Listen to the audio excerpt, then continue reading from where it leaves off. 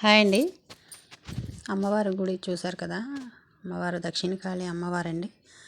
అయితే నేను గుప్త నవరాత్రులు పూజ అయితే చేసుకున్నాను ఇంట్లో.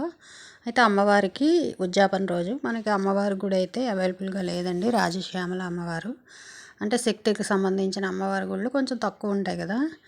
అవన్నీ కూడా మనకి కామాఖ్యలోనైతే ఖచ్చితంగా ఉంటాయి. ఇక్కడ అవైలబుల్గా లేదు కాబట్టి నేను దక్షిణకాళి గుడికి అయితే వెళ్ళాను. అలాగే అమ్మవారికి పూజ అయితే చేయించి అర్చన చేయించుకొని అలాగే అమ్మవారికి నేనైతే మొక్కుకున్నాను ప్రసాదం పంచుదామని చెప్పి. అంటే నేను ఒక పుస్తకంలో చదివాను, ప్రసాదం ఎంత ఎక్కువ బయట వాళ్ళకి పంచితే అంత మంచిది, అంత అనుగ్రహం అమ్మవారి అనుగ్రహం దొరుకుతుంది అని విన్నాను. అంటే ఇంట్లోనే మనం ప్రసాదాలు తయారు చేసుకొని తినడం కన్నా బయట జంతువులకి పక్షులకి అలాగే మనకి ఎవరు అవైలబుల్గా ఆ గుడి ఆవరణలో ఎవరైతే ఉన్నారో వాళ్ళందరికీ కూడా నేనైతే ప్రసాదం పంచానండి. అయితే అమ్మవారి పూజ కూడా చాలా బాగా చేశారు పంతులు గారు.